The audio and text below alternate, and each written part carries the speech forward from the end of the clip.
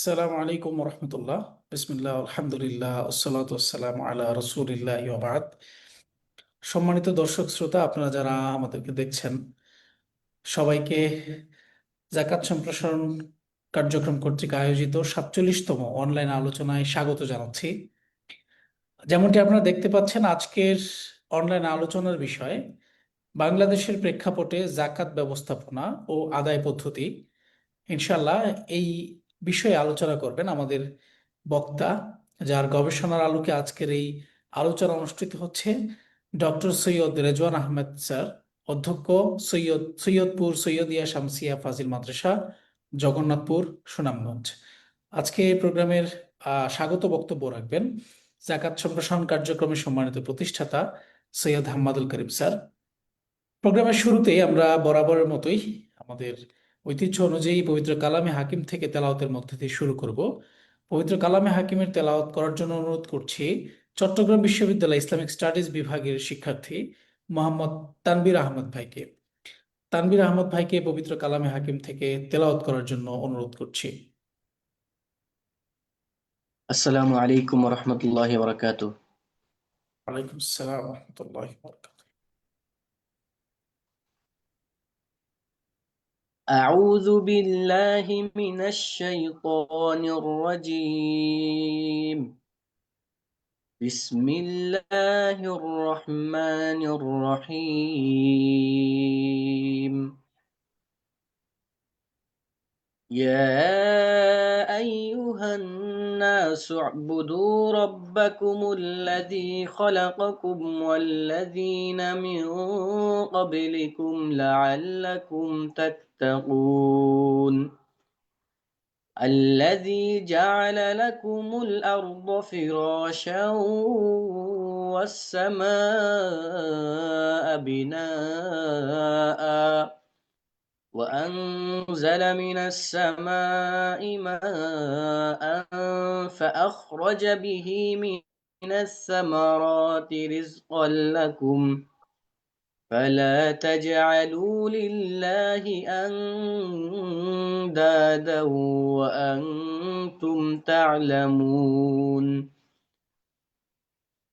وإن كنتم في ريب مما نزلنا على عبدنا فأتوا بسورة من مثله وادعوا شهداءكم من دون الله إن كنتم صادقين. فإن لم تفعلوا ولن تفعلوا فاتقوا النار التي وقودها الناس والحجارة أعدت للكافرين. صدق الله العظيم وصدق رسوله النبي الكريم. মাশাআল্লাহ, মারহাবা, অসংখ্য ধন্যবাদ আহ তানভীর আহমদ ভাইকে। পবিত্র কালামে হাকিম থেকে একটি গুরুত্বপূর্ণ অংশ থেকে তিলাওয়াত করেছেন এবং সুললিত কণ্ঠে, জাযাকাল্লাহ খায়রান। সম্মানিত উপস্থিতি, রমাদানের এই মুহূর্তে রোজা রেখে আপনারা যারা আমাদেরকে দেখছেন, সবাইকে ধন্যবাদ জানাচ্ছি। আর শুরুতে অনুরোধ করব, আপনারা যারা আমাদেরকে দেখছেন অবশ্যই আমাদের এই যে প্রোগ্রামটি অন্যদের সাথে শেয়ার করে আমাদের এই যে মহৎ কার্যক্রমে আপনারাও অংশগ্রহণ করবেন, সেই প্রত্যাশা ব্যক্ত করছি। আমরা আজকের 47তম অনলাইন আলোচনার শুরুতেই আহ স্বাগত বক্তব্য শুনবো। স্বাগত বক্তব্য দানের জন্য অনুরোধ করছি জাকাত সম্প্রসারণ কার্যক্রমের সম্মানিত প্রতিষ্ঠাতা সৈয়দ হাম্মাদুল করিম স্যারকে। أعوذ بالله من الشيطان الرجيم. بسم الله الرحمن الرحيم. প্রিয় সুধীবৃন্দ, আসসালামু আলাইকুম ওয়া রাহমাতুল্লাহি ওয়া বারাকাতুহু। আমাদের জাকাত সম্প্রসারণ কার্যক্রম কর্তৃক আয়োজিত বাংলাদেশের প্রেক্ষাপটে জাকাত ব্যবস্থাপনা ও আদায় পদ্ধতি শীর্ষক আজকের এই 47তম অনলাইন আলোচনা সভায় আপনাদের সবাইকে আন্তরিকভাবে স্বাগত জানাচ্ছি। আপনারা লক্ষ্য করে থাকবেন যে বিগত 44তম অনলাইন অনুষ্ঠান থেকে আমরা আমাদের সেমিনারের ধরন কিছুটা পরিবর্তন করেছি। সেই অনুযায়ী আমরা আজকে একজন আলোচককে নিয়ে এসেছি, যিনি জাকাত বিষয়ে পিএইচডি করেছেন এবং এ বিষয়ে তার একটি বইও প্রকাশিত হয়েছে। এছাড়াও তিনি একেবারে শুরু থেকে আমাদের কার্যক্রমের সাথে ওতপ্রোতভাবে জড়িত আছেন। আমাদের আজকের এই আলোচক সুনামগঞ্জ জেলার জগন্নাথপুর উপজেলাধীন সৈয়দপুর সৈয়দিয়া শামসিয়া ফাজিল মাদ্রাসার অধ্যক্ষ হাফিজ মাওলানা ডক্টর সৈয়দ রেজওয়ান আহমেদ। আমি তাকে আমাদের আজকের সভায় আলোচক হিসাবে উপস্থিত হওয়ার জন্য আন্তরিকভাবে স্বাগত জানাচ্ছি।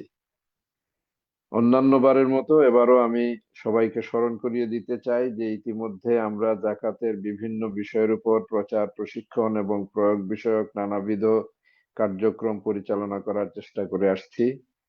তারই অংশ হিসাবে আমরা নিয়মিতভাবে জাকাতের বিভিন্ন তাত্ত্বিক ও প্রায়োগিক বিষয়াদির উপর অনলাইন আলোচনা সভার আয়োজন করছি। তবে এতে প্রদত্ত যে কোনো বক্তব্যের জন্য বক্তা নিজেই দায়িত্বশীল থাকবেন। আমরা সশরীরেও এ ধরনের আলোচনা সভা করে থাকি। স্থানীয়ভাবে কেউ উদ্যোগ নিলে আমরা তাতে সহযোগিতা করার চেষ্টা করব। এখানে বিশেষভাবে উল্লেখ্য যে আমাদের জাকাত সম্প্রসারণ কার্যক্রম সরাসরি জাকাত আহরণ অথবা বিতরণে সম্পৃক্ত নয়। আমাদের ব্যাপারে আরো জানার জন্য আপনারা আমাদের ওয়েবসাইট www.zakatpromotion.org প্রদক্ষিণ করতে পারেন অথবা আমাদের সাথে সরাসরি যোগাযোগ করতে পারেন। আমরা এই কাজে সকলের সহযোগিতা প্রত্যাশা করি। আমি আমার বক্তব্য এখানে শেষ করছি। আশা করি মহান আল্লাহ তাআলার অনুগ্রহে এবং আপনাদের সবার সহযোগিতায় আমাদের আজকের আলোচনা সভাটি সাফল্যমণ্ডিত হবে। সবাইকে আবারও স্বাগতম। আল্লাহ হাফেজ। আসসালামু আলাইকুম ওয়া রাহমাতুল্লাহি ওয়া বারাকাতুহু। ওয়ালাইকুম আসসালাম রহমতুল্লাহ বারাকাতু।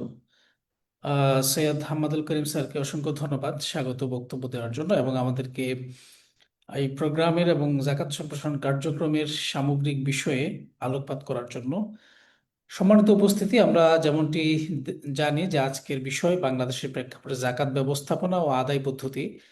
আমরা ইনশাল্লাহ সরাসরি চলে যাব আলোচনায়।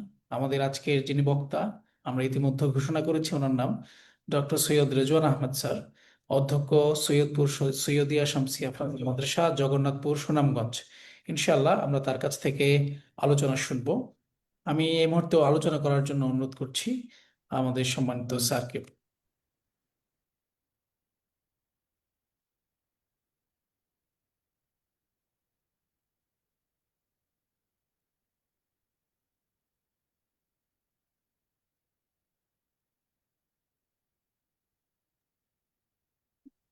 জি স্যার, আপনাকে শোনা যাচ্ছে না, একটু আনমিউট করে নেবেন প্লিজ।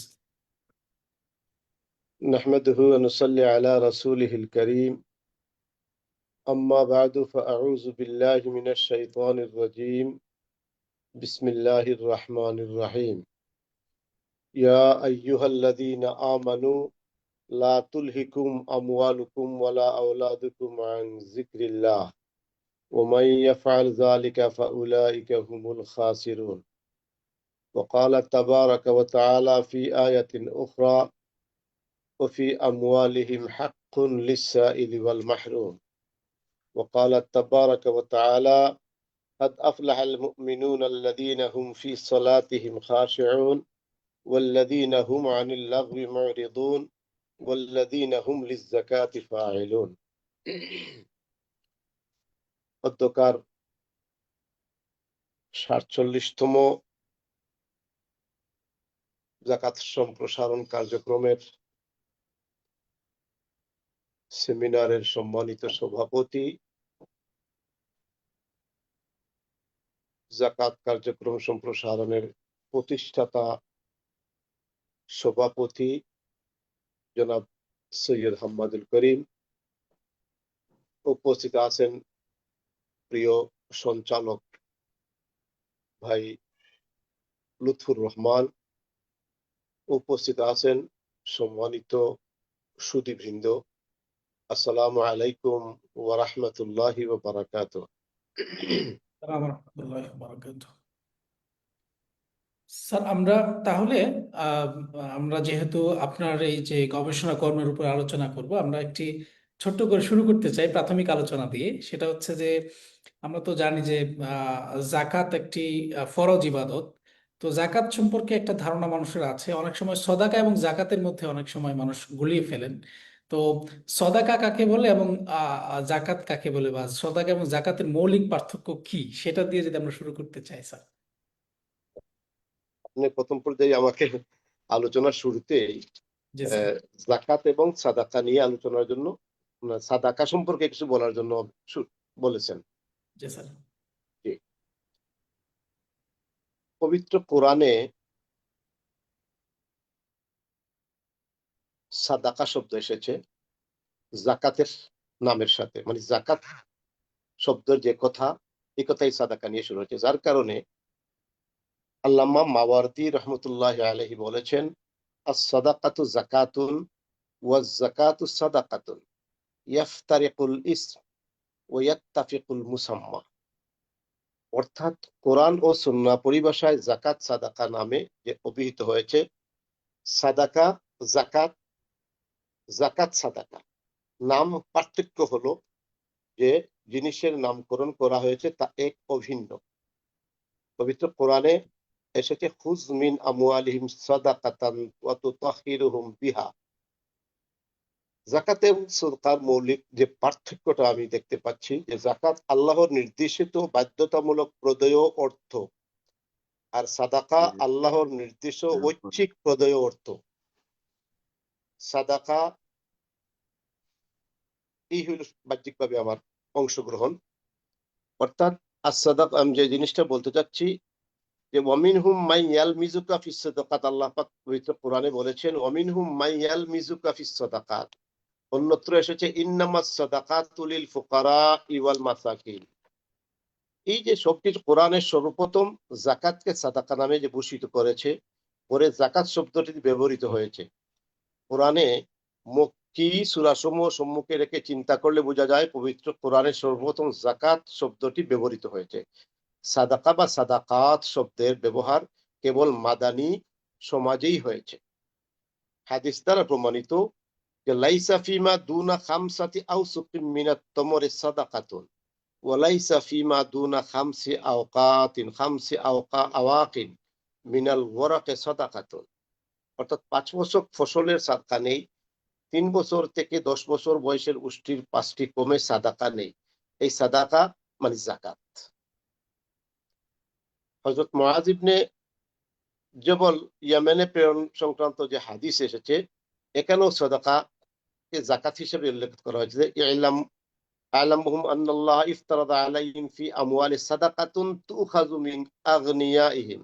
অর্থাৎ তাদেরকে জানিয়ে দাও যে তাদের সম্পদে আল্লাহ তাআলা সাদাকা ফরজ করেছেন, অর্থাৎ যাকাত ফরজ করেছেন, যা তাদের ধনী লোকদের কাছ থেকে গ্রহণ করবে।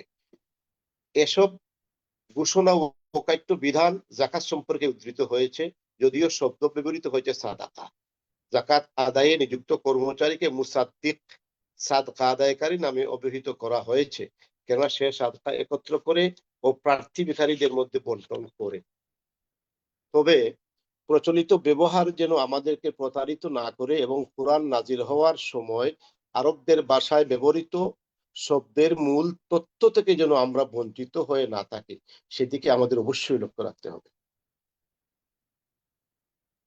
স্যার তাহলে আমরা বুঝলাম আপনার যে এই গবেষণা কর্মের আলোকে যে সদাকা এবং জাকাত, এটা কখনো কখনো সদাকা দিয়ে জাকাত উদ্দেশ্য, তবে জাকাত হচ্ছে একটি নির্দিষ্ট ফরজ ইবাদত। তো আমরা যদি এখন আরেকটা বিষয় একটু ক্লিয়ার হই আপনার যেই লেখনির আলোকে, সেটা হচ্ছে যে জাকাত এবং করের মধ্যে কি ধরনের পার্থক্য আছে। আমাদের সমাজে অনেক সময় মানুষ কর এবং জাকাতের মধ্যে গুলিয়ে ফেলেন। জি জি জি, মানে সুন্দর একটা এই প্রশ্ন। বিশেষ পার্থক্য কি? যাকাত আল্লাহর নির্দেশিত বাধ্যতামূলক প্রদেয় অর্থ। যাকাত হচ্ছে আল্লাহর নির্দেশিত বাধ্যতামূলক প্রদেয় অর্থ, আর কর হচ্ছে সরকার আরোপিত বাধ্যতামূলক প্রদেয় অর্থ। ঠিক এমনি ভাবে নির্দিষ্ট পরিমাণের ঊর্ধ্বে সঞ্চিত সম্পদের ও আরোপিত লেভি আর কর হচ্ছে আয়ের উপর লেভি। জাকাত প্রদান করতে হয় 2.5 মানে 2.5% সম্পদ বা সম্পদ পরিমাণ অর্থের প্রয়োজন লাগে। আর কর হইল প্রদান করতে হয় অর্থের প্রয়োজনে, যাদের অর্থ হবে তাদের সরকারের নির্ধারিত যে টাকা পৌঁছলে অত টাকা আয়ের ঊর্ধ্বে হলে হবে। এইটা ধর্মীয় বিধান ও সুদূর নির্মাণের অধিকার মুসলমানদের ক্ষেত্রে আয়োজিত জাকাতটা। আর কর হইল দেশের নাগরিকের ক্ষেত্রেই প্রযোজ্য, সে মুসলমান আর মুসলমান যে কোনো কেউ হোক। আলহামদুলিল্লাহ।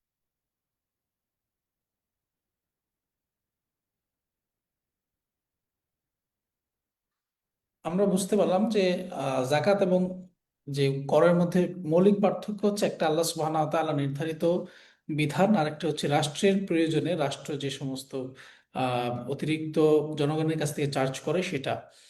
তো আমরা এখন যদি আরেকটা বিষয় জানতে চাই, সেটা হচ্ছে মাদানী যুগে জাকাত বিষয়ে আহ কি কি মানে বিধান প্রণীত হয় সে সম্পর্কে জানতে চাচ্ছি।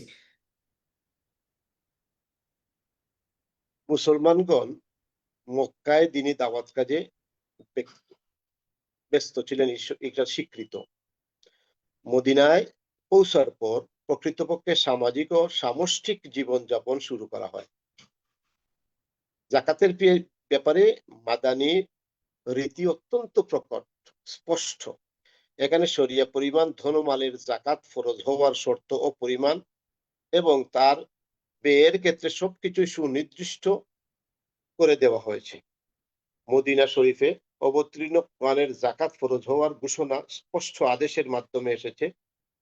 পবিত্র কোরআনে আল্লাহ পাক রব্বুল আলামিন বলেন, ওয়া আকিমুস সালাতা ওয়া আতুজ যাকাত। এটা মাদানী মদিনায় অবতীর্ণ হয়েছে। অন্যত্র এসেছে ফাইজান সালাখাল আশহুরুল হুরুম ফাকতুলুল মুশরিকিনা হাইসু ওয়াজাদতুমুহুম ওয়া খুযুহুম ওয়াহসুরুহুম ওয়াকউদুহুম কুল্লা মারসাদ ফাইন তাবু ওয়া আকামুস সালাতা ওয়া আতাউজ যাকাতা ফাহাল্লু সাবিলাহুম। এর নির্দেশনায় স্পষ্ট প্রতীয়মান হয় যে মাদানী যুগে জাকাতের বাস্তবায়ন শুরু হয়েছে।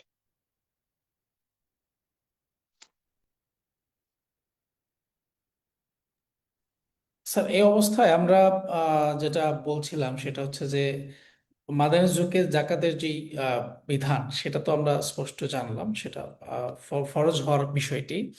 তো এখন এই জাকাতের সাথে তো সম্পর্কিত আরেকটি বিষয়, সেটা হচ্ছে দারিদ্রতা। তো আপনার যেই বইটি আছে সেটি তো প্রায় 7টি অধ্যায় আছে। এই বইয়ে অসংখ্য বিষয় নিয়ে আলোচনা করা আছে। সেখান থেকে আমরা হয়তো সবগুলো বিষয় আলোচনা করতে পারবো না, যে কারণে আমরা চেষ্টা করছি গুরুত্বপূর্ণ কিছু বিষয় এখানে তুলে আনার জন্য। তো সেখান থেকে যদি আমরা দারিদ্র্যের প্রধান কারণটি আপনার গবেষণার আলোকে যেটা উঠে এসছে এবং এটার প্রতিকার কি হতে পারে সেটার সাথে জাকাতের সম্পর্ক নিয়ে যদি আলোচনা করতে স্যার। দারিদ্র সমস্যার কারণেই দারিদ্র যে সমস্যা আছে এই কারণের মাঝেই যদি আমরা চিন্তা করি, খুঁজি, তাহলে এর প্রতিকার নিহিত আছে। বাংলাদেশে দারিদ্র সমস্যার বিভিন্ন কারণ হচ্ছে, তার মধ্যে একটি হচ্ছে সম্পদের মালিকানা। সম্পদের মালিক, যার কাছে সম্পদ আছে, সে নিজে এর সম্পূর্ণ মালিক হিসাবে বুঝে নেয়। অথচ পবিত্র কোরআনে আল্লাহ পাক রব্বুল আলামিন বলেছেন সম্পদের মালিক আল্লাহ, আর আমরা হলাম শুধু ব্যবহারকারী। অথচ বিত্তশালী নিজেদেরকে তাদের সম্পদের নিরঙ্কুশ মালিক মনে করে সম্পদ নিজ আয়ত্তে কুক্ষিত করে রাখে। তারা অভাবগ্রস্তদের সেবায় বাস্তবে কোনো অর্থ ব্যয় করতে চান না। তারা মনে করেন আনা রাব্বুকুমুল আলা, যেভাবে ফেরাউন মনে করেছিলেন। ইসলামের বান্দার নিরঙ্কুশ মালিকানার ধারণা রহিত করে সুসংবাদ মানসিকতা মূল্যোৎপাটন করে দিয়েছে। কোরআনে আল্লাহ পাক বলেছেন, লিল্লাহি মা ফিস সামাওয়াতি ওয়া মা ফিল আরদ। দরিদ্র সম্পর্কে ভ্রান্ত ধারণা। আসলে মানুষের মধ্যে দরিদ্র কি এর একটা ভ্রান্ত ধারণা রয়েছে। তাছাড়া বাংলাদেশের মানুষের মধ্যে যে জিনিসটা আছে শ্রম বিমুখতা, অথচ আল্লাহ পাক রব্বুল আলামিন কোরআন পবিত্র কোরআনে বলেছেন ফাইদা কুদিয়াতিস সালাতু ফান্তাশিরু ফিল আরদ। কিন্তু বাংলাদেশের মানুষ শ্রম বিমুখ, অলস, আরাম প্রিয়। অথচ ইসলাম শ্রম বিমুখতাকে পছন্দ করেন। তাছাড়া মালিক এবং শ্রমিকের মধ্যে দায়িত্বহীনতা একটা অন্যতম কারণ। ঠিক এমনই ভাবে সুষম বন্টনের অভাব রয়েছে। সর্বশেষ যে জিনিসটা আমি বলবো যে জাকাত ভিত্তিক অর্থ ব্যবস্থার অনুপস্থিত রয়েছে। যদি জাকাত ভিত্তিক অর্থ ব্যবস্থার সুষম বন্টন হতো তাহলে এদেশে দরিদ্রতা মূলোৎপাটন হয়ে যেত। আহ, এখন এই যে জাকাতের ইসলামের প্রত্যেকটা বিধানের তো একটা উদ্দেশ্য থাকে, গোল থাকে, মাকাসিদ থাকে। তো সেই জায়গায় জাকাতের অর্থনৈতিক এবং সামাজিক লক্ষ্য কি আসলে? শুধুই কি ইবাদত করা, নাকি এর পিছনেও আরো কিছু লক্ষ্য বা উদ্দেশ্য আছে? ইবাদতের পাশাপাশি দারিদ্র বিমোচন ও কর্মসংস্থান মূলক কার্যক্রম হচ্ছে জাকাতের সামাজিক ও অর্থনৈতিক লক্ষ্য। এতে শুধু সমাজই নয় বরং রাষ্ট্র উপকৃত হবে সমানভাবে। দরিদ্র হচ্ছে মানবতার প্রথম দুশ্মন। সুতরাং সামাজিক এবং অর্থনৈতিক ক্ষেত্রে যদি জাকাতের মাধ্যমে ভূমিকা রাখা হয় ধনী ধনী এবং সম্পদশালীরা, তাহলে দরিদ্র বিমোচন সম্ভব এবং বেকার লোকদেরকে কর্মসংস্থানের ব্যবস্থা করা গেলে এই তার লক্ষ্য অর্জন করতে সক্ষম হবে বলে আমার বিশ্বাস। এখন জাকাতের সাথে রিলেটেড আরেকটা বিষয় আছে, যেটাকে আমরা আহ উসর হিসেবে চিনি। তো জাকাতটা যদি আমরা শুনি, তারপর জাকাতের সাথে উসরের কি সম্পর্ক, বা এই উসর জিনিসটা কি, এটা যদি আপনার যে গবেষণার আলোকে আমাদেরকে জানাতে চান। ওসল ওসর বা ফসলের জাকাত একটি আর্থিক ইবাদত। এটি ইসলামের বুনিয়াদী ইবাদত সমূহের মধ্যে অন্যতম। এর বিশেষ উদ্দেশ্য হচ্ছে দরিদ্র, অভাবী, অক্ষম জনগোষ্ঠীর সামাজিক নিরাপত্তা বিধান এবং সমাজ উন্নয়ন। দরিদ্রতা ভয়াবহ একটি সামাজিক সমস্যা, যা আমি পূর্বে আলোচনা করেছি। বাংলাদেশের বড় জনগোষ্ঠী কৃষি নির্ভর। এসব কৃষকের অধিকাংশই মুসলমান। ধর্মীয় বিধান অনেকে পুরোপুরি মানতে না পারলেও সকল বিধানের প্রতি শ্রদ্ধাবোধ অটল রয়েছে বাংলাদেশের মানুষ। ইসলামী শরীয়তের বিধান অনুযায়ী এসব কৃষককে নিজ দায়িত্বে ওসর পরিশোধ করার কথা, কিন্তু একটি ফরজ ইবাদত ওসর বা ফসলের জাকাত সম্পর্কে বাংলাদেশের ধার্মিক মুসলমানের স্বচ্ছ জ্ঞান নেই বললেই চলে। কোরআনে কারিমে ও অসংখ্য হাদিসে স্পষ্ট নির্দেশ মোতাবেক তা অবশ্যই পালনীয় হলেও তা এড়িয়ে যাওয়া হচ্ছে শুধু অজ্ঞতার কারণে। ওসর আদায়ের কারণটি অনেকের নিকট পুরোপুরি অস্পষ্ট। প্রতিটি মুসলিমের এ বিষয়ে যথেষ্ট জ্ঞান ও ধারণা থাকা অত্যন্ত জরুরি বলে মনে করি। ওসর শব্দটি আবিধানিক অর্থ হচ্ছে জুজউ ওয়াহিদিন মিনাল আশারা, এক দশমাংশ। শব্দটি একবচন, বহুবচনে অসুর বা ইশার এর আবিধানিক অর্থ হচ্ছে এক দশমাংশ। হাদিসে ফসলের জাকাতের ক্ষেত্রে সর্বদা ওসর বা নিসফু ওসর উল্লেখ করা হয়েছে। ব্যবহার ও পারিভাষিকভাবে উভয় পরিমাণের জাকাতকেই ওসর বলা হয়। এভাবে ব্যবহারিক ভাবে ওসর অর্থই ফসলের জাকাত। পরিভাষায় ওসর বলা হয় আহাদু আজজাইল উশরাতি আও নিসফুহু ইউখাযু মিনাল আরদিল আশরিয়া উশরিয়া। উশরি জমিনে উৎপাদিত শস্যের এক দশমাংশ বা তার অর্ধেক গ্রহণ করাকে ওসর বলা হয়।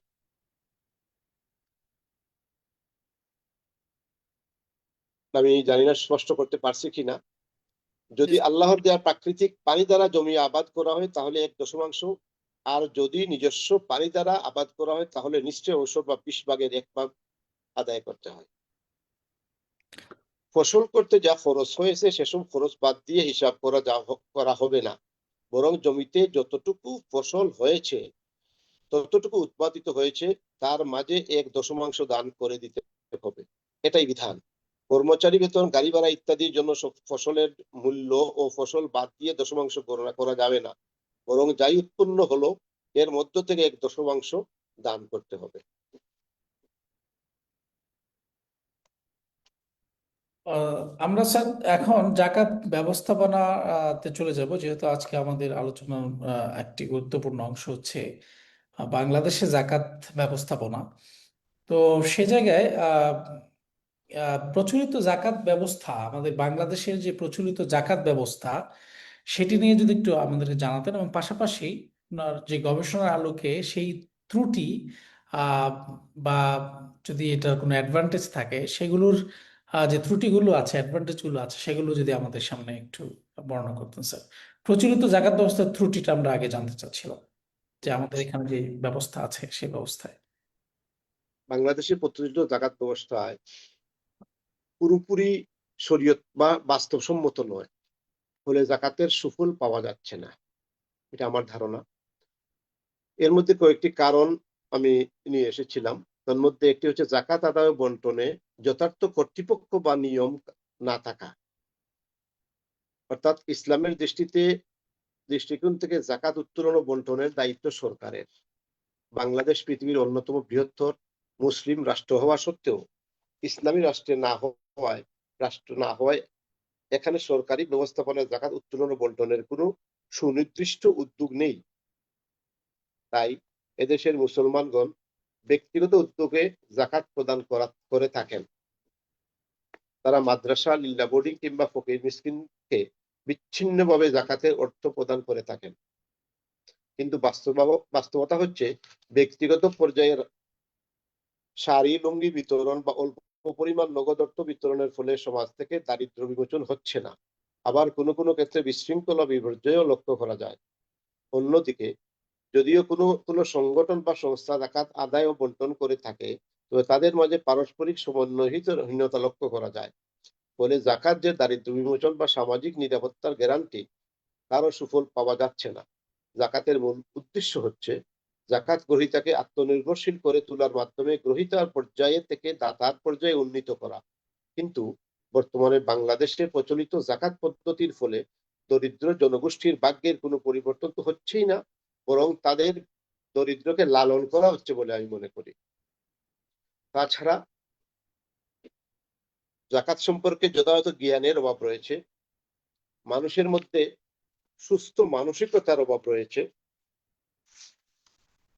এই হিসাবে আমি মনে করি যে যদি আল্লাহ পাক রব্বুল আলামিনের নির্দেশিত পদ্ধতি অনুসরণ করে জাকাত বন্টন আদায় শুরু করা হয়, তাহলে অবশ্যই দেশে একটা পরিবর্তন আসবে বলে আমার বিশ্বাস।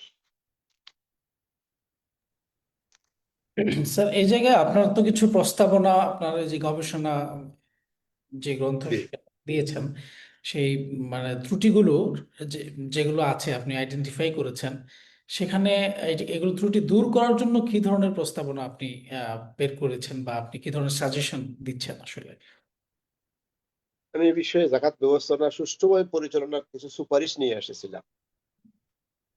জাকাত ব্যবস্থাপনার ক্ষেত্রে আমাদের দেশে বিদ্যমান যে সমস্ত সমস্যা অসংগঠিত রয়েছে, তা দূরীকরণের জন্য কিছু পদক্ষেপ গ্রহণ যদি করা যেতে পারে, তাহলে পরিবর্তন আসবে বলে আমি মনে করি। তার মধ্যে একটি হচ্ছে গণসচেতনতা সৃষ্টি ও বৃদ্ধিকরণ। জাকাত প্রদান করা যে ইসলামের বাধ্যতামূলক ফরজ ইবাদত, এ ব্যাপারে জনগণের মাঝে ব্যাপক সচেতনতা সৃষ্টি করতে হবে। এ ব্যাপারে আলেম সমাজের অগ্রণী ভূমিকা পালন করা প্রয়োজন মনে করি। ইসলামী পণ্ডিতগণ আলোচনা, প্রবন্ধ, নিবন্ধ ইত্যাদির মাধ্যমে গুরুত্বপূর্ণ ভূমিকা রাখতে পারেন। দ্বিতীয়ত হচ্ছে বিভিন্ন মিডিয়া তৈরিকরণ। বর্তমান সময়ে মানুষের চিন্তা চেতনা আদর্শকে সবচেয়ে বেশি প্রভাবিত করছে মিডিয়া।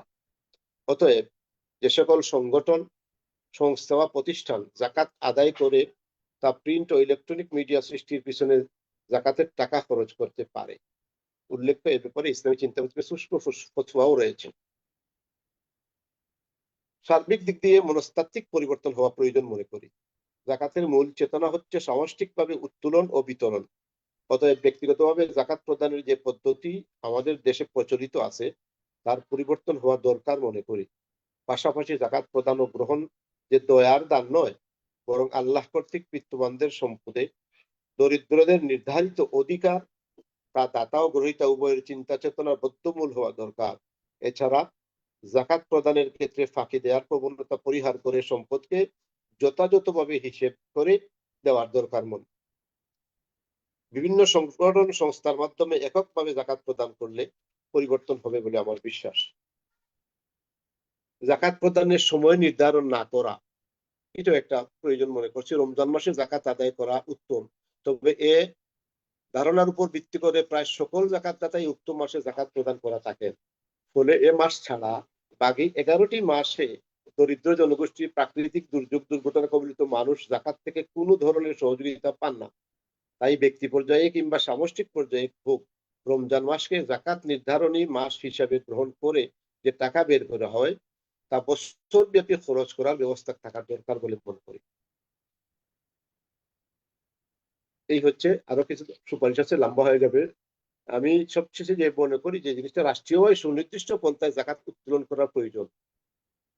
রাষ্ট্রীয়ভাবে সুনির্দিষ্ট পন্থায় জাকাত উত্তোলন ও বন্টনের ব্যবস্থা থাকলে এ দেশকে ক্ষুধা ও দারিদ্র্য মুক্ত করে পৃথিবীর উন্নত একটি রাষ্ট্রে পরিণত করা সম্ভব হতো। জাকাত গ্রহীতাকে স্থায়ী অবস্থান থেকে দাতার পর্যায়ে উন্নীত করার যে ধারণা ইসলাম পোষণ করে, জাকাত বন্টনের সময় তা খেয়াল রাখা দরকার। ব্যাপক সচেতনতা সৃষ্টির মাধ্যমে সত্যিকারের জাকাত পদ্ধতি বিদ্যমান সকল মুসলমানদের মাঝে সঞ্চার করতে পারলে খুব দ্রুত বাংলাদেশ থেকে ক্ষুধা, দরিদ্র, বেকারত্ব দূর করে এদেশকে সত্যিকারের একটি উন্নত ও জনকল্যাণমূলক রাষ্ট্র হিসাবে গড়ে তোলা সম্ভব। অতএব সেদিকে আমাদের সকলকে যথার্থ মনোযোগ দেওয়া উচিত বলে আমি মনে করি। স্যার, আমরা তো আপনার যে বইয়ের মোটামুটি কিছু বিষয় আলোচনা করেছি। এখন এই যে জাকাত ব্যবস্থাপনার ক্ষেত্রে বাংলাদেশের প্রেক্ষাপট যদি আমরা সামনে রেখে, রাসূল সাল্লাল্লাহু আলাইহি সাল্লামের জামানায় আপনার আপনার বইয়ের যে দ্বিতীয় অধ্যায়ে যে আলোচনা আছে, সেখানে বিভিন্ন যুগে যে জাকাতের ব্যবস্থাপনা ছিল সেটা দেখানো হয়েছে। তো সেখান থেকে যদি আমাদের কিছু উদাহরণ ইতিহাসের আলোকে মাক্কি জীবন অথবা মাদানী জীবনে জাকাতের কি ধরনের রূপ ছিল আসলে, তারপর সেটার কিভাবে যুগে যুগে পরিবর্তন হয়েছে, বা খোলাফায়ে রাশিদিনের যুগে জাকাত কেমন ছিল, সেরকম কিছু উদাহরণ যদি আমাদের সামনে আলোচনা করতেন স্যার। যেহেতু আমাদের হাতে একটা সময় আছে, আমরা আলোচনা করতে পারি স্যার। জি। আমি আমার দ্বিতীয় অধ্যায়ের মধ্যে বিভিন্ন যুগে জাকাত ব্যবস্থাপনার কথা নিয়ে এসেছিলাম। তোর মধ্যে প্রথমটি হচ্ছে পূর্ববর্তী নবী রাসূলদের যুগে জাকাত ব্যবস্থা।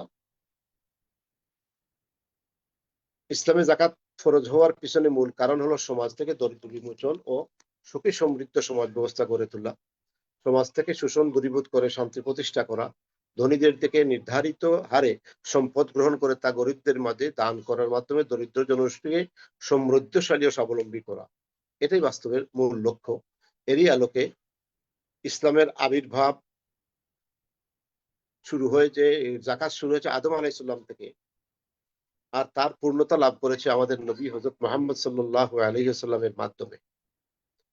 এ সকল উদ্দেশ্য পূর্ববর্তী আসমানি গ্রন্থগুলোতে উল্লেখ ছিল, সেখানে জাকাত নামে তা উল্লেখ করা হয়েছে, তবে তাদের জাকাত নির্ধারিত ছিল না। আল কোরআনে যে বিষয়টিকে জাকাত নামে অবহিত করা হয়েছে, পূর্ববর্তী ধর্মসমূহেও এ বিষয়টি সম্পর্কে নবী রাসূলদের নির্দেশ দেওয়া হয়েছিল। যেমনটি হযরত আদম আলাইহিস হযরত ইব্রাহিম আলাইহিস সালাম, হযরত ইসহাক এবং হযরত ইয়াকুব আলাইহিস সালাম সম্পর্কে আল্লাহ পাক বলেছেন, ওয়াজআলনাহুম আইম্মাতান ইয়াহদুনা বিআমরিনা ওয়া আওহাইনা ইলাইহিম ফি'লাল খায়রাত ওয়া ইকামাস সালাত ওয়া ইতাআজ যাকাত ওয়া কানু লানা আবিদিন। অর্থাৎ আমি তাদেরকে ইমাম বানিয়েছি, তারা আমার বিধান অনুযায়ী চলে এবং তাদের প্রতি ভালো ভালো কাজ, নামাজ কায়েম করা, যাকাত দেয়া জন্য ওহী পাঠিয়েছি, আর তারা বস্তুতই আমার ইবাদতকারী ছিল। এমনি ভাবে হযরত ইব্রাহিম আলাইহিস সালাম এর যুগে তার ইসমাইল আলাইহিস সালাম সম্পর্কে বলা হয়েছে, ওয়াজকুর ফিল কিতাবি ইসমাঈল ইন্নাহু কানা সাদিকাল ওয়াদি ওয়া কানা রাসূলান নাবিয়্যা ওয়া কানা ইয়া'মুরু আহলাহু বিস-সালাতি ওয়াজ-যাকাতি ওয়া কানা 'ইনদা রাব্বিহি মারদিয়্যা। তোমরা ইসমাইলের কথা স্মরণ করো, সে ওয়াদা সত্য প্রমাণকারী ছিল, ছিল রাসূল এবং নবী। তিনি তার জনগণকে নামাজ পড়ার এবং যাকাত দেওয়ার জন্য নির্দেশ দিতেন, আর আল্লাহর তিনি ছিলেন সন্তুষ্টি প্রাপ্ত।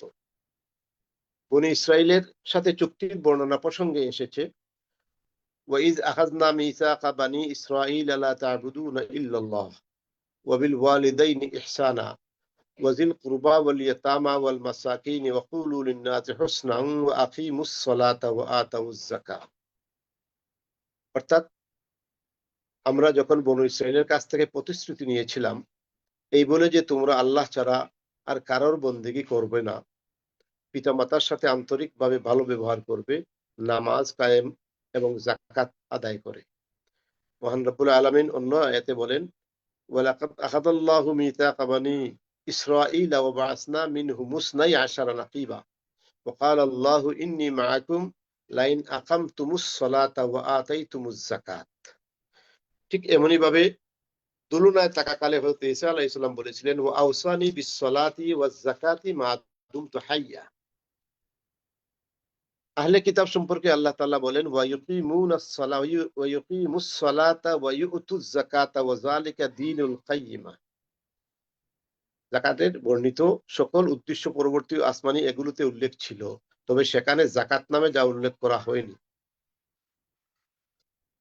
সে সকল গ্রন্থগুলিতে আল্লাহর রাস্তায় খরচ করা, দান করার মধ্যে গরিব দরিদ্রদেরকে সাহায্য করার কথা উল্লেখ হয়েছে, যা যাকাত দানের মূল উদ্দেশ্য। এ সম্পর্কে তাওরাত ও ইনজিল উভয় গ্রন্থের বাণী আছে। আদি পুস্তকে বলা হয়েছে, মাই ইউসাদ্দু উযুনাইহি আন সিরাহিল মিসকিন ফাহুয়া আয়দান ইয়াসরাকু ওয়ালা ইউস্তাজাবুল হাদিয়াতু ফিল খিফাই তাফসাল গাযব।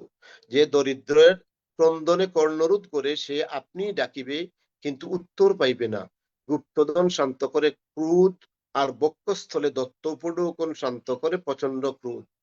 অন্য জায়গায় এসেছে, as-salihul ayn ওয়া ইউবারিকু লিআন্নাহু ইউতি মিন খুবজিহি লিল ফকির। সুনয়ন ব্যক্তি আদর্শবাদ যুক্ত হইবে, কারণ সে দিনহীন লোককে আপন খাদ্যের অংশ দেয়। এ সম্পর্কে অন্যত্র এসেছে, মাই ইউতিল ফকিরু লা ইয়াহতাজ ওয়া লাম ইউহাজ্জিজ আনহু আইনাইহি লানাতুন কাসীরা।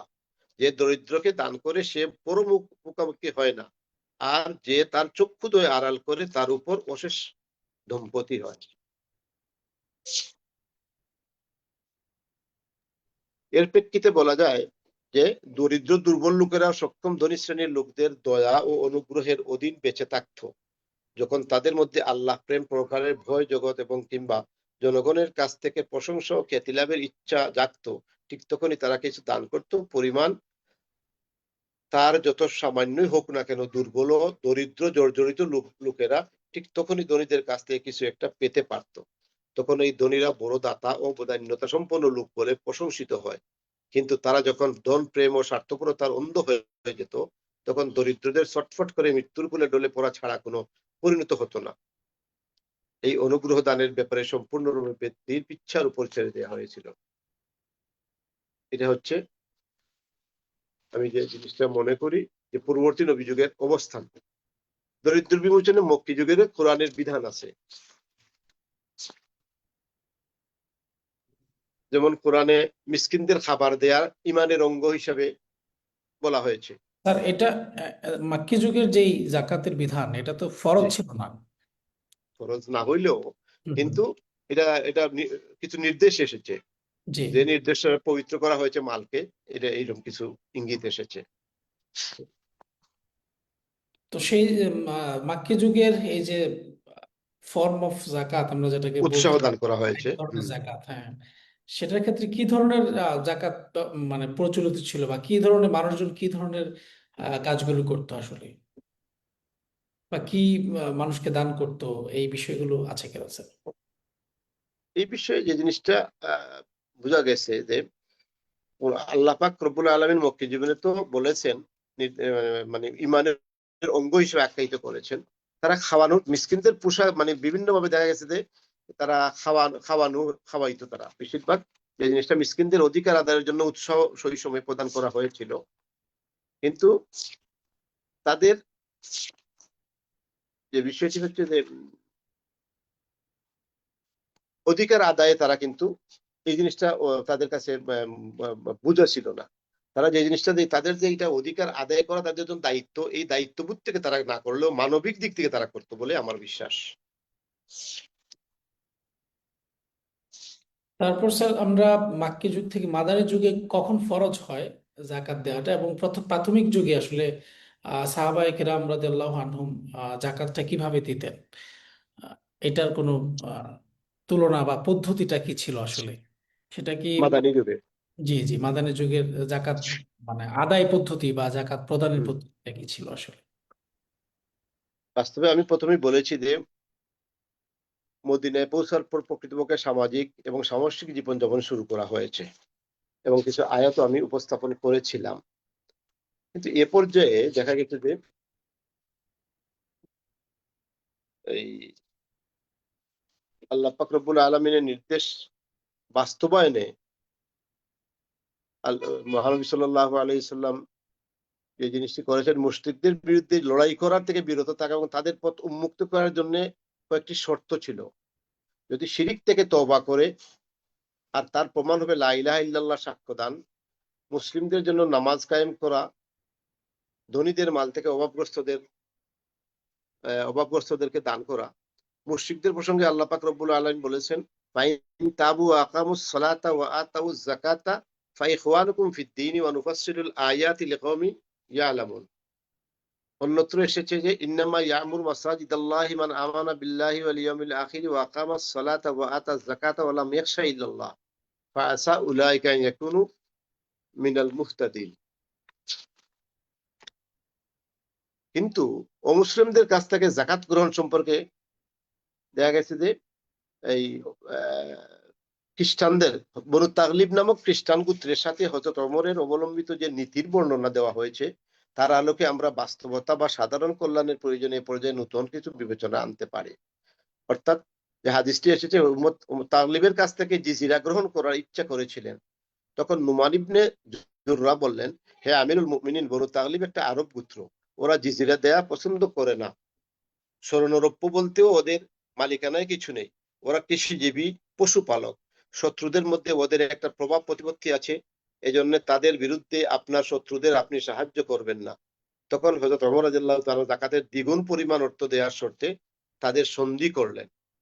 বাইহাকিতে উবাদা ইবনে নুমান থেকে এক দীর্ঘ হাদিসের কথাটুকু বর্ণনা করেছেন। হযরত ওমর রাদিয়াল্লাহু তাআলা আনহু যখন বনু তাগলিবের সাথে দ্বিগুণ পরিমাণ অর্থদানের শর্তে সন্ধি করলেন, তখন তারা বলল, আমরা তো আরব, অনারবরা যা দেয় আমরা তা দেব না, বরং আমাদের কাছ থেকে সেভাবে গ্রহণ করুন যেমন করে পরস্পর থেকে লোকেরা নিয়ে থাকে। হয়তো ওমর বললেন, না, এটা তো মুসলমানের অংশ। তারা বলল, তাহলে আপনি যতটা ইচ্ছা বাড়িয়ে দিন, কিন্তু জিজিরার নামে নয়। হযরত ওমর রাদিয়াল্লাহু তাআলা আনহু তাই করলেন। তখন উপভোক্ত মুসলমানদের পরিমাণের দ্বিগুণ দেওয়ার শর্তে রাজি হয়ে গেল। এর থেকে আলোচনা বোঝা যায় যে সাহাবায়ে কেরামের যুগে এই অমুসলিমদের কাছ থেকে যাকাত নিতে গুরুত্বের একটা অংশ। ঠিক এমনই ভাবে খুলাফায়ে রাশেদার যুগে জাকাত দেখা গেছে ঋণের জাকাতের বিষয়ে এসেছে। এক্ষেত্রে আমরা প্রশ্ন করতে পারি যে ব্যক্তি প্রকৃত ঋণদাতা, সে জাকাত দেবে না গ্রহণকারী দেবে?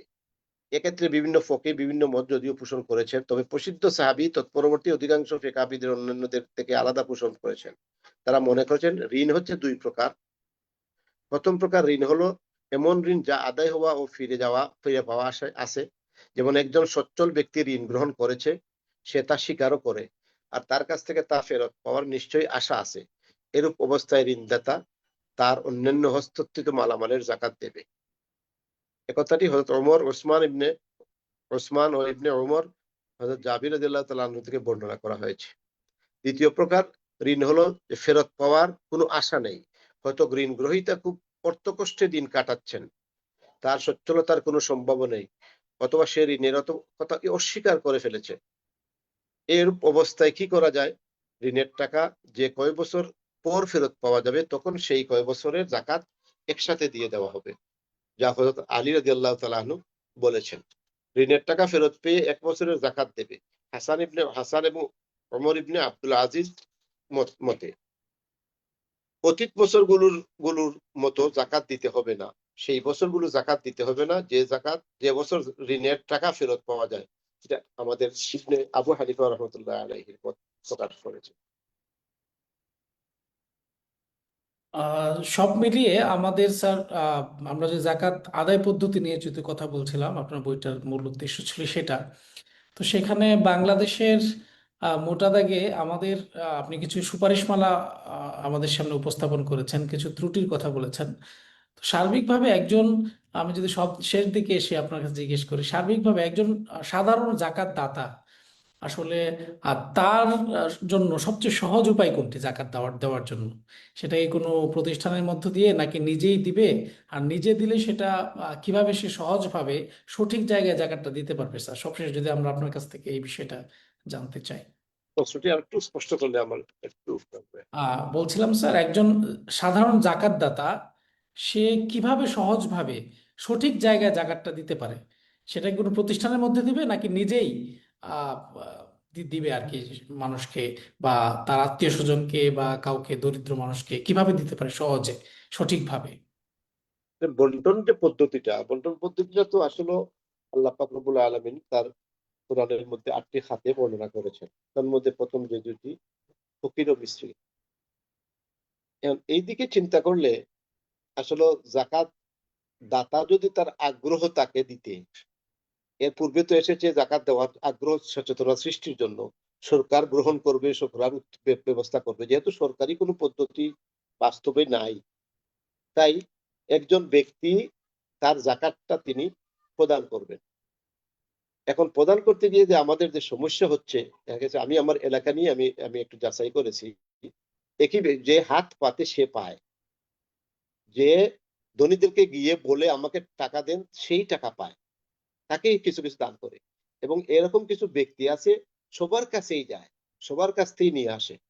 সেই সুবাদে দেখা গেছে যদি জাকাত দাতা তিনি একটি তালিকা করে তার টাকাগুলো খুঁজে খুঁজে বের করে দেন, প্রথম তো আত্মীয় স্বজনকে দিবেনি, এরপরেও যারা হাত পাতে তাদেরকে কিছু কিছু দিতে পারেন। কিন্তু আমার খেয়ালে যে একটি পন্থা হতে পারে একটি এলাকার জন্য, যে সামষ্টিক একটা উদ্যোগ নেওয়া হবে, যে প্রত্যেকের জাকাত কাকে দিচ্ছেন একটা ছোট্ট তালিকা থাকলো, তখন বিকল্প লোকদেরকে অন্য দলে দিল। ঠিক এমনই ভাবে যদি হয় তাহলে সবার কাছে একসময় গিয়ে পৌঁছতে পারে বলে আমার বিশ্বাস। অসংখ্য ধন্যবাদ স্যার। আমরা বাংলাদেশের প্রেক্ষাপটে জাকাত নিয়ে কথা বলছিলাম। বিশেষ করে আপনার যে গবেষণা প্রবন্ধ, গবেষণার যে বই, সেটা হচ্ছে জাকাত ব্যবস্থাপনা ও আদায় পদ্ধতি প্রেক্ষাপট বাংলাদেশ। আমি যদি সবশেষে আপনার বইটার একটা সামারি করে শেষ করতে যাই, সেটা হচ্ছে আপনি প্রথম অধ্যায়ে এখানে আলোচনা করেছেন জাকাত পরিচিতি এবং সংশ্লিষ্ট বিষয়গুলো নিয়ে। তারপর দ্বিতীয় অধ্যায়ে আলোচনা করেছেন বিভিন্ন যুগে জাকাত ব্যবস্থাপনা কিভাবে হয়েছে, যেটা আমরা শুনলাম। তারপর তৃতীয় অধ্যায়ে বাংলাদেশের দারিদ্র্য অর্থনৈতিক সমস্যার সমাধানে জাকাত ব্যবস্থাপনা কেমন হওয়া উচিত, সেটা নিয়ে কথা বলেছেন। চতুর্থ অধ্যায়ে আলোচনা আছে বাংলাদেশের সরকারি উদ্যোগে জাকাত গ্রহণ ও বন্টন, সেটা কোন কোন উদ্যোগ আছে সরকারের, সেগুলো নিয়ে আলোচনা করেছেন। পঞ্চম অধ্যায়ে বাংলাদেশের বেসরকারি উদ্যোগে জাকাত গ্রহণ এবং বন্টন কিভাবে হচ্ছে, যেমন অনেকগুলো ফাউন্ডেশনের নাম আপনি নিয়ে এসেছেন, জাকাত সেন্টার ফর জাকাত ম্যানেজমেন্ট, লোটাস কামাল ফাউন্ডেশন, তারপর ক্যাডিএস গ্রুপ, এরকম নানান ধরনের যেই ফাউন্ডেশন এবং চ্যারিটি যারা আছে জাকাত নিয়ে কাজ করে, তাদের আলোচনা আসছে। ষষ্ঠ অধ্যায়ে আপনি উসর নিয়ে আলোচনা করেছেন, উসর ব্যবস্থাপনা এবং প্রাসঙ্গিক আলোচনা নিয়ে এসেছেন। সেখানে উসরের নানান দিক আলোচনা করেছেন। সবশেষ সপ্তম অধ্যায়ে বাংলাদেশে জাকাত ব্যবস্থাপনা কি ত্রুটি আছে সেগুলো, এবং সুপারিশ করেছেন, কিছু সুপারিশমালা নিয়ে এসেছেন। তো মোটামুটি বইটি অনেক বড়। যদি কেউ পড়তে চায়, আশা করি আপনার কাছ থেকে সংগ্রহ করে তারা বইটি নিতে পারে, পড়তে পারে। তো স্যারকে অসংখ্য ধন্যবাদ জানাচ্ছি আমাদের আজকের 47তম অনলাইন আলোচনায় জাকাত ব্যবস্থাপনা নিয়ে কথা বলার জন্য। আশা করছি ইনশাআল্লাহ ভবিষ্যতেও আপনার কাছ থেকে আমরা আলোচনা শুনবো। আপনার গবেষণা, আপনার লেখালেখি থেকে মানুষজন জাকাত রিলেটেড বিষয়গুলো নিয়ে মানুষ স্টাডি করে উপকৃত হবে। আপনাকে অসংখ্য ধন্যবাদ। স্যারের যদি আমাদের দর্শকদের উদ্দেশ্যে কিছু বলার থাকে।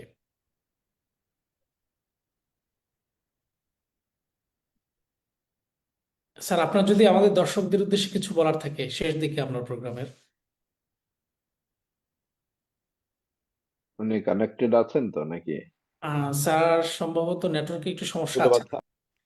হ্যাঁ, আমরা তাহলে শেষ করছি। সম্মানিত দর্শক শ্রোতা, আপনারা যারা আমাদেরকে আমার একটা ফোন। দেখছিলেন, আহ, সবাইকে ধন্যবাদ জানাচ্ছি।